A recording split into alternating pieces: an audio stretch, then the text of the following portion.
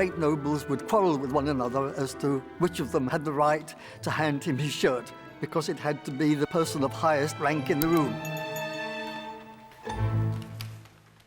They couldn't go off to the country on their estates and start raising armies, meddling.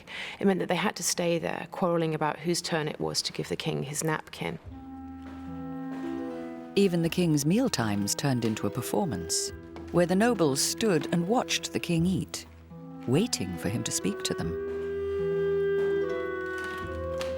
One of the phenomena of Versailles was the sight of leading nobles adopting these very deferential poses. This was actually a very, very powerful signal that the monarchy was back in charge. For the courtiers, flattery became a way of life. For instance, one courtier, a great nobleman in his province, Louis says to him, "When is your wife's baby due?" And this nobleman says, "When your majesty wishes it."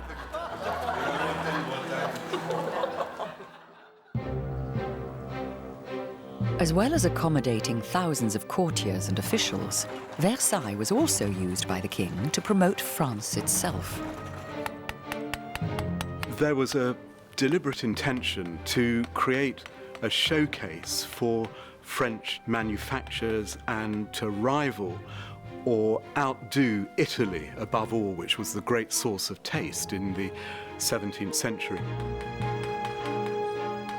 The magnificence of the interior, of course, it was all about the splendor of the monarchy and the splendor of Louis XIV. Louis personally loved rich materials and fine craftsmanship. But it was also a careful orchestration of Louis XIV's, France's claim to lead Europe in terms of taste and the arts. As building progressed, Louis commissioned hundreds of paintings, sculptures, and other decorations, many containing images of himself as the embodiment of French glory.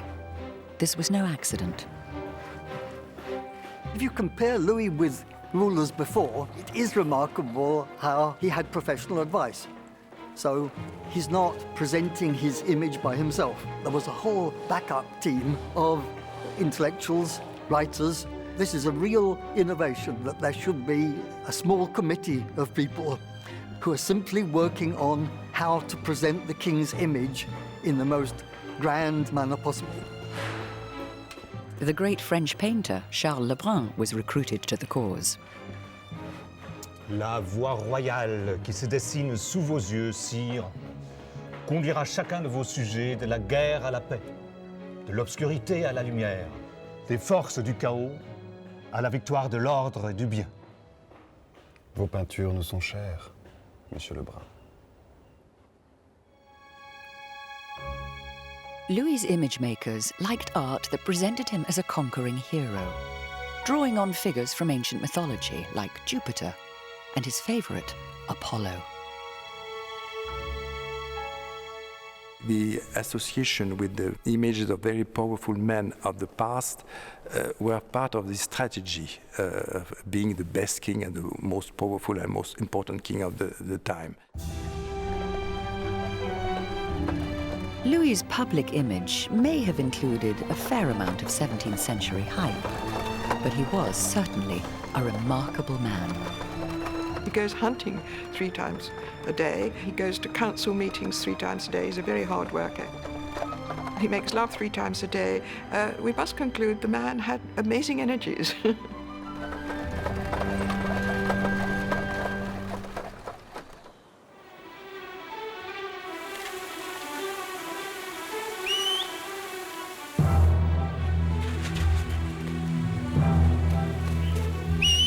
Louis's restless pursuit of glory and magnificence found expression in the gardens of Versailles. But even the king could not change the geography of a region that was critically short of running water to power the hundreds of new fountains that Le Nôtre had installed. And so, when the king took a stroll, his gardeners had to turn the fountains on as he approached,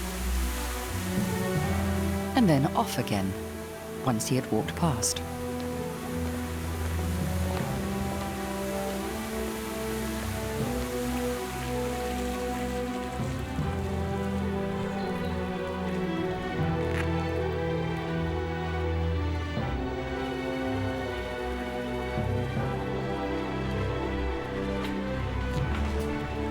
Où allons-nous trouver notre eau, monsieur?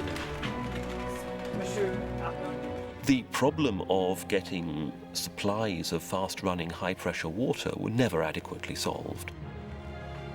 Various attempts were made to find alternative sources from quite far away from Versailles. The celebrated Machine of Marly, a series of vast water wheels which were intended to bring water up from the Seine and deliver it to the Palace of Versailles. This provided water, but not enough. The great and final scheme involved building a full-scale Roman-style aqueduct. This was abandoned as being too expensive, and the result, of course, was that the great gardens of Versailles never had enough water to drive all the fountains simultaneously.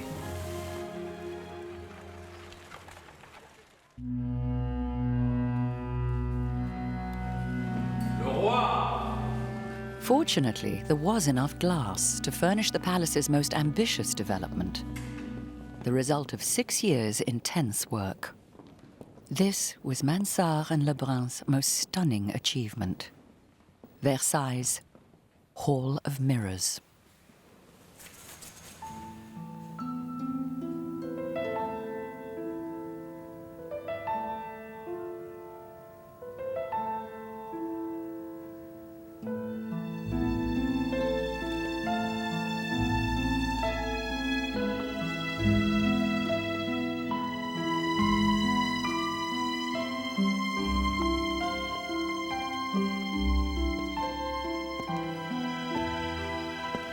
Personne n'en croit ses yeux.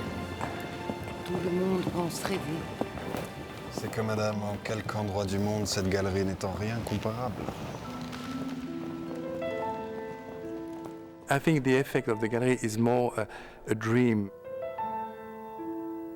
Wonderful light given by the mirrors, and I think it's very impressive and astonishing. Versailles est un triomphe, sire. Versailles is undoubtedly one of the great palaces. Louis would have wanted us to think of the chateau as an integrated whole, not to focus on specific items, whether the Hall of Mirrors or the Great Canal. And as an integrated unit, it completely outshines, I think, almost every other palace ever conceived or built.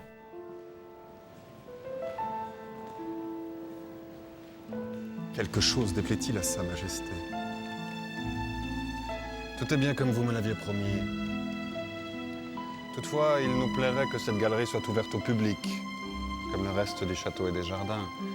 Ils sont la fierté du royaume de France. Faisons-les partager au monde. Louis said of his house, Versailles, c'est moi. Louis was Versailles, he was his house. If we understand one, we understand the other.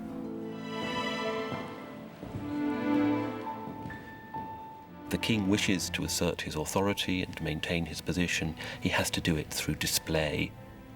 Versailles is an ideal theatre set on which he can act out what he regards as his royal duties.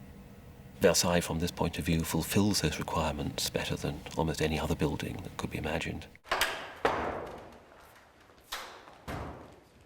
Louis's love affair with his palace lasted longer than any of his human relationships.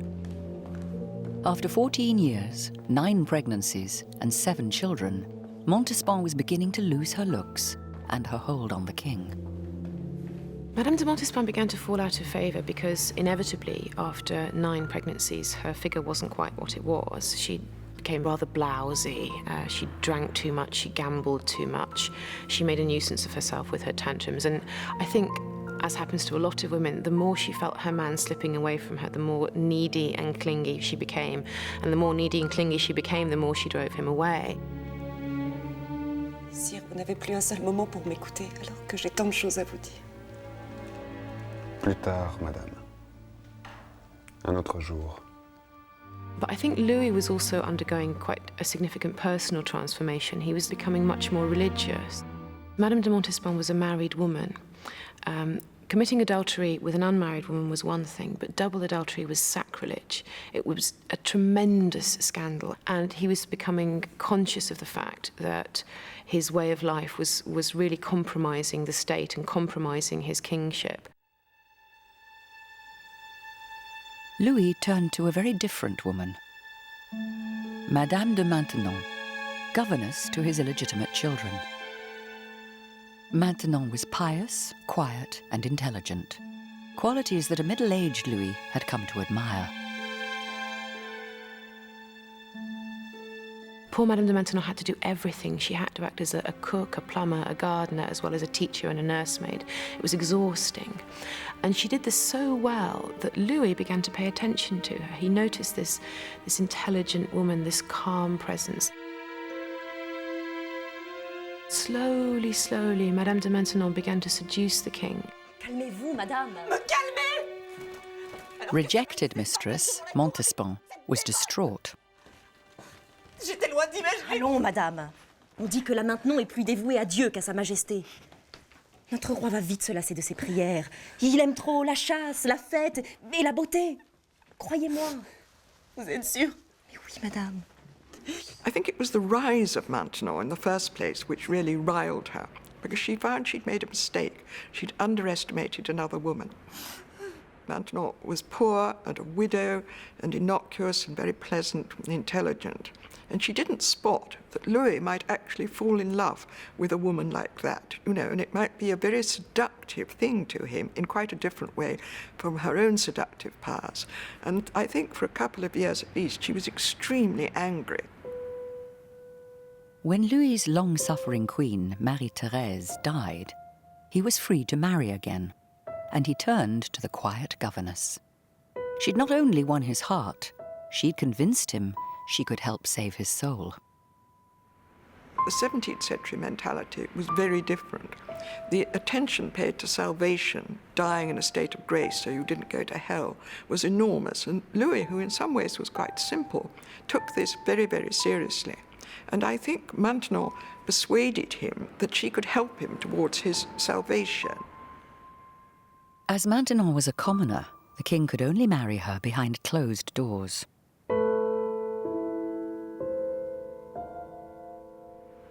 He did need a secret church wedding, a morganatic wedding, as they're called, in the presence of clergy and witnesses. After that, he's all right with God and the church. He can go to communion, it's all perfectly okay. And it's interesting that Louis never declared the marriage, because she wasn't a princess. He had his own values, that is, he would have his private life, but in public, he was solitary.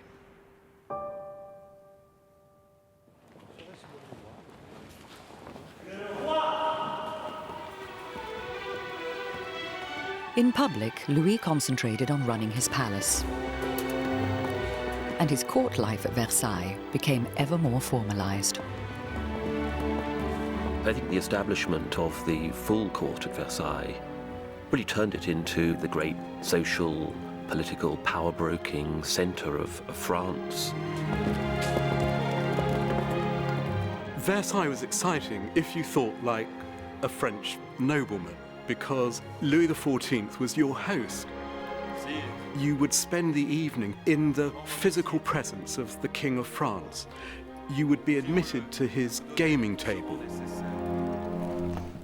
You would be invited to dance in front of the king.